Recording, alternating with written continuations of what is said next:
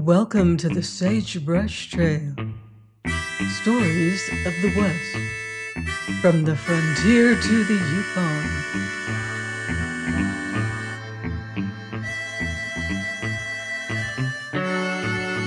I'm Adele, reading Delilah of the Snows by Harold Binlow.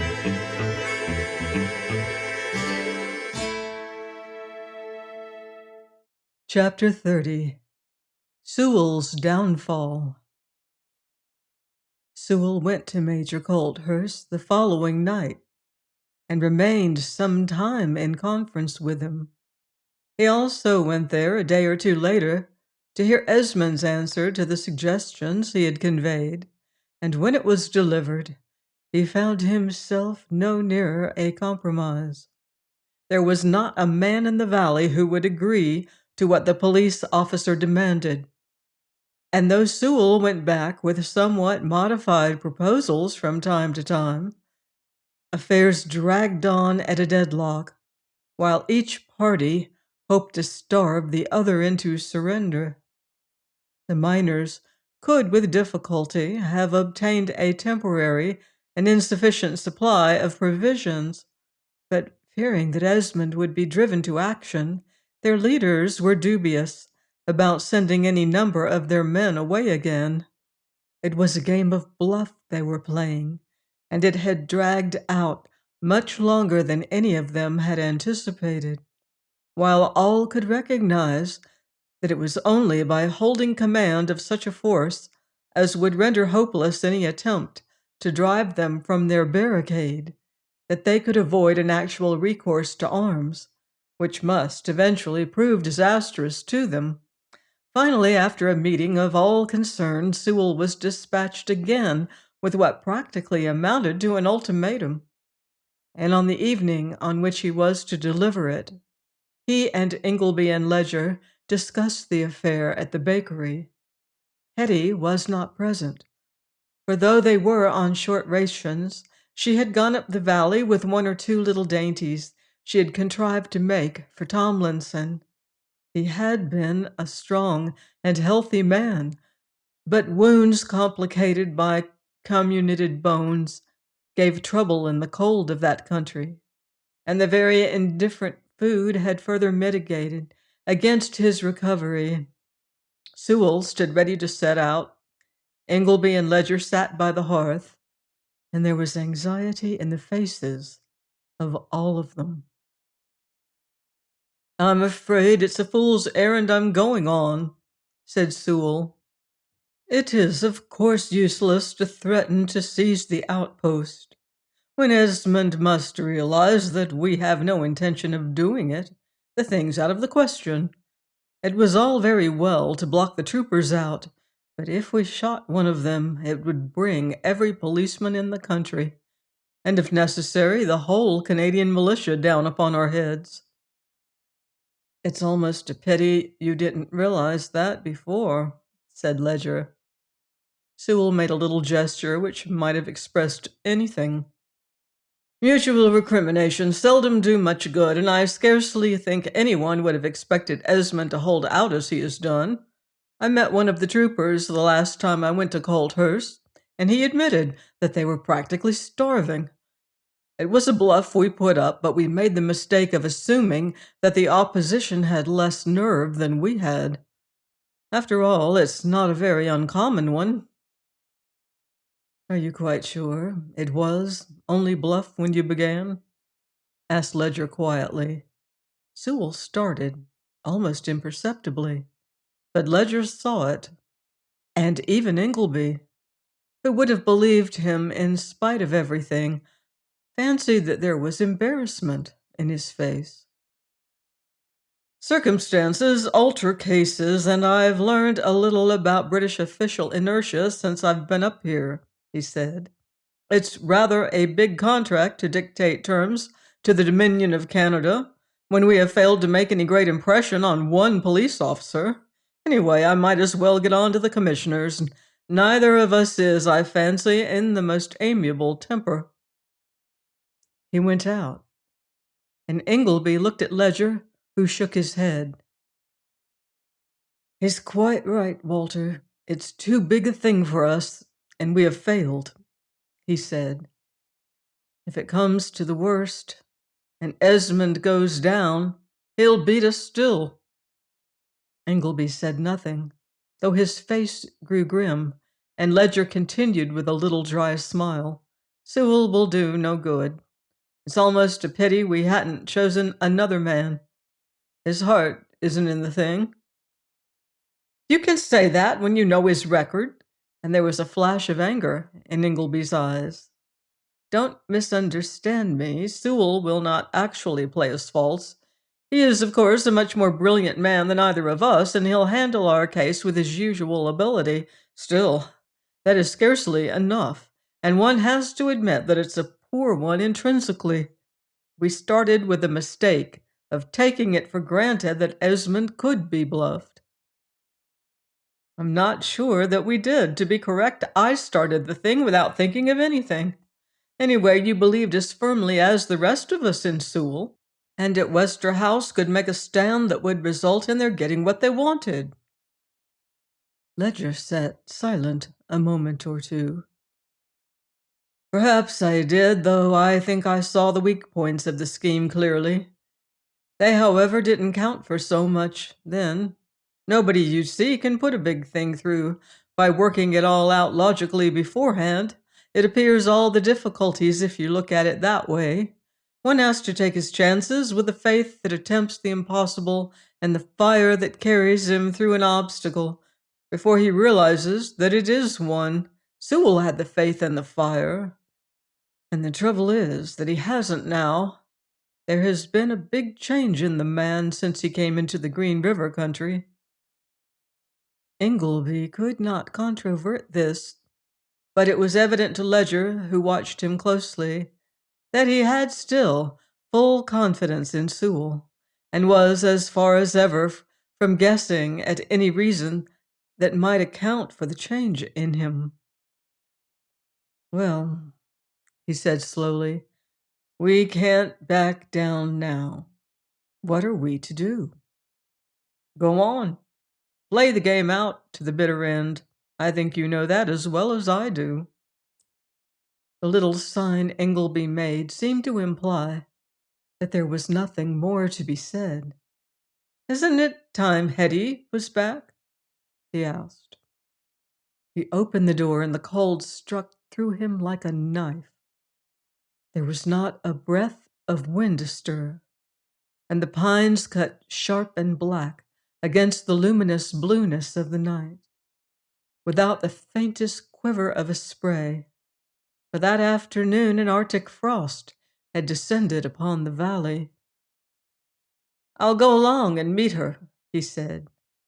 It was 10 minutes later when he did so. She was plodding somewhat wearily up the climbing trail, a shapeless figure in a big blanket coat, and she took his arm and leaned upon it. It occurred to him that Hetty had lost some of her brightness, and had been looking a little worn of late. But that was not astonishing, since the scanty food and strain of anxiety were telling upon everybody in the Green River Valley. It was also a long way from the bakery to the hut, where Tomlinson still lay helpless, and Ingleby felt very compassionate as the girl, who said very little, walked by his side. When at last he opened the door for her, she sank into the nearest chair and turned to him with a curiously listless gesture. Keep it open, wide, she said. Ingleby understood her, for the little room was very hot, and the sudden change of temperature from the frost of the northwest had once or twice painfully affected him. Then as he turned again, he heard a faint cry and saw Hetty clutch at the table. In another moment her chair went over with a crash, and he caught her as she fell. No, said Ledger sharply, don't try to lift her. Lay her flat. Ingleby stupidly did as he was bidden, and when Hetty lay at his feet, a pitiful, huddled object, with blanched hands and face beneath the snow-sprinkled coat, He felt an unnerving thrill of apprehension run through him as he looked down at her. Ledger, however, kept his head. "I don't think there's anything to be afraid of, but we must get these things loose about her neck," he said. "Undo that hook while I lift her head a little. It's pressed right into her throat." Ingleby dropped on one knee and with clumsy fingers loosed the blanket cloak. Then he stopped a moment and glanced at Ledger, who had slipped one arm under Hetty. As she lay, her garments were drawn tight about her neck and shoulders. "Go on," said Ledger sharply. "Get that collar undone. Be quick. The thing's choking her." Ingleby loosed the collar, though the blood crept to his face as the bodice fell apart from Hetty's white neck. Ledger was, however, not contented yet. "Pull those hooks out or cut the stuff," he said. What are you stopping for?"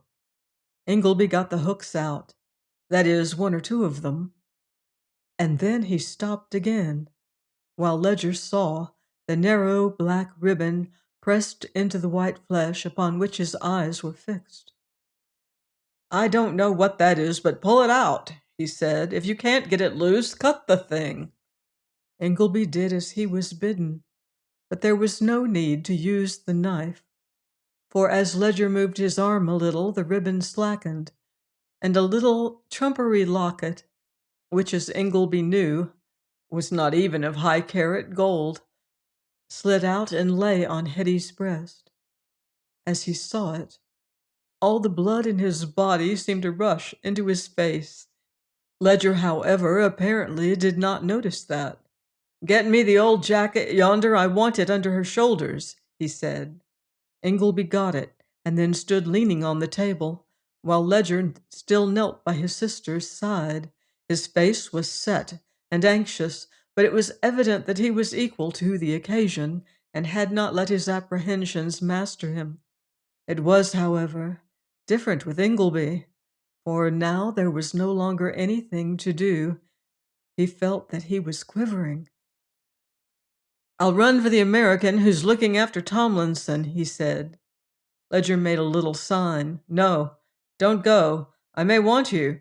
She'll come around in a minute or two. This room must have been 70, and outside it's 40 below. Where has your nerve gone?" Ingleby did not know. It had, however, certainly deserted him, and he felt for once scarcely capable of doing anything as he leaned upon the table. Then Ledger, who slipped the locket back beneath the dress, looked up at him. "She mightn't like to think that we had seen it, and of course I didn't know what the thing was," he said, and then added, without moving his eyes from Ingleby, "I wonder where she got it." Ingleby said nothing, though he knew. He had brought her the little trinket in England long ago, but it seemed to him that Hetty might not like her brother to know it. Apart from that, he was scarcely sensible of anything clearly, for he was overwhelmed by a horrible confusion, and he looked down at Ledger vacantly until a little shiver seemed to run through the girl. "Now, see if you can find the coffee," said his comrade sharply. "There's a little somewhere. We have nothing else to give her." Ingleby waited another moment until he saw a faint tinge of color creep into Hetty's face, and then he moved towards the box of stores, dazed from relief. He was busy for a moment or two, and when he turned again, Hetty was lying in the low hide chair, with her brother's arm about her and the blanket coat clutched closely to her neck. Ledger flashed a swift glance at him and pointed towards the door. "I think it would be better if you got out of this," he said. Ingleby also thought so, and went forthwith. He felt that he could not meet Hetty's eyes just then, and he wanted to be alone and get rid of the almost insufferable confusion that inflicted him. He had never made love to Hetty. They had been comrades, almost as brother and sister to each other. But she had worn his locket hidden on her breast, which was, he surmised, considerably more than a sister would have done. Brotherly tenderness could also, he realized, scarcely account for the uneasiness he had felt and the relief that had replaced it. But it appeared quite out of the question, in fact, a thought to shrink from, that he could be in love with two women. It was as unpleasant to contemplate the probability of two women being in love with him. He could find no solution of the problem as he swung along beneath the solemn pines, and when he reached his black and silent shanty, his brain was still in a whirl. One thing alone was clear to him, and that was that Hetty was alive and apparently recovering. In the meanwhile, Sewell found that Colthurst, who it seemed had gone across to the outpost, had not yet come home. Grace told him so, standing in the doorway, with the sweeping lines of her figure cut in black against the light, and though she could see the admiration in his face, he could not see her curious little smile. Miss Colthurst had decided that the struggle between the miners and their rulers had continued long enough, and it was time she made some attempt to put an end to it. "Still, I really think you might come in," she said. "He will be back before very long." Sewell came in and sat down opposite her across the hearth, and Grace glanced covertly at her little watch, which hung upon the wall. Major Colthurst was punctuality in itself, and she realized that she had about 20 minutes in which to do a good deal. Ingleby's devotion to her, and it was perhaps significant that she felt that was the best description of it, was evident, but there were points on which he was as unyielding and impervious to suggestion as a rock, while Sewell, with his more delicately balanced nature and wider grasp of comprehension, was, in her hands at least, as malleable clay. "How long is this very unpleasant state of affairs to continue, Mr. Sewell?" she asked. "You promised me we should have quietness this winter." Sewell made a little deprecatory gesture. "Circumstances were too strong for me, but I have done what I could. Unpleasant as things are, they might be worse considerably." "It is a little difficult to see how they could be." She had straightened herself a little and sat looking at him with a certain quiet and half scornful imperiousness which she knew became her, and yet was not altogether affected. Sewell the Democrat understood exactly what she meant and knew that it was not the loneliness or physical discomfort the blockade entailed that she was thinking of. It was the humbling of the pride of the ruling caste to which she belonged, and the bold denial of its prerogative of authority that she felt the most. It was curious that he could understand this and sympathize with her, as Ingleby, who only saw and did the obvious thing, could not have done. "Well," he said, "I think this winter might have seen an undreamt of overturning of constituted authority and the setting up of what you were once pleased to call a visionary utopia. My comrades were almost ready to undertake it a little while ago. In fact, they only wanted somebody to show them how." Grace laughed, a careless, silvery laugh which would have been wasted on Ingleby. There was no scorn in it now, only amusement, but Sewell nodded comprehendingly as he looked up at her. "Your friends would naturally never believe it, but I almost think the inauguration of the Utopia would have been possible," he said. "At least, we could have cleared the ground for it." "There are," said Grace suggestively, Men enough in this valley to make about one company. And between here and the Arctic Sea, enough to make such a small army corps of marchers and marksmen as no country has ever enrolled beneath its banner. A very little spark in the right place will kindle a great blaze, you know. But I only want to show you that the thing might have happened. I scarcely think you need expect it now. Grace looked at him with a curious intensity. Then, she said, you were afraid? No, answered Sewell slowly. I was not sure I was strong enough to control the forces I could set in motion, or that the result of unloosing them would be utopia. It seemed too big a risk. That was one reason. You can perhaps guess the other. After all, one has to admit that there are certain advantages attached to the direction of affairs by the more highly trained divisions of society. To which, said Grace with a soft laugh, you of course belong. What made you a Democrat? Sewell made a little gesture. Ah, he said, that is a different story and one I hardly care to go into, but perhaps the instincts one is born with can't be entirely rooted out. I am at least not the iconoclast I was when I came into the valley. That, however, really isn't very astonishing. I now have a good deal to lose. He looked at her steadily, with grave deference, but as like to like, and the girl recognized this and what his words implied.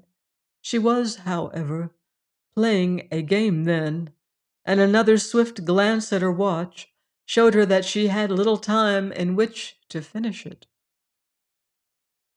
And so, for fear you should lose it, you did not strike the spark? Well, I think that was wise. It would certainly have cost you one thing, which you seem to value, she said. This was vague, but it seemed to Sewell that there could be only one meaning to it. What he had feared to lose was not yet beyond his reach. He did not know that there were in the girl qualities which would have made her a successful pompadour.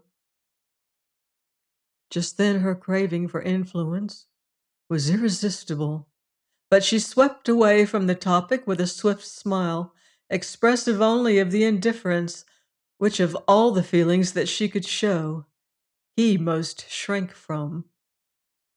Still, to be practical, how could the blaze have spread? She said. It would have smoldered out in one snowbound valley, and in the spring there would have been a very inglorious downfall to the strictly limited utopia. Sewell was nettled. There was, though it was seldom apparent, vanity in him, as both Hetty and Grace had guessed. Her blame he could have borne, but there was a sting in her smile that she should think him a visionary schemer led away by his imagination and without the faculty of execution, hurt him. The blaze would have leapt the snowy barriers, he said. In fact, that was all arranged. Then it would have flashed from range to range across to the Yukon.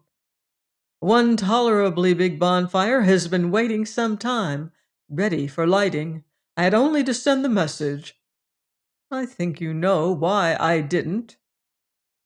Grace saw his eyes and understood the look in them. It was suggestive of passionate admiration.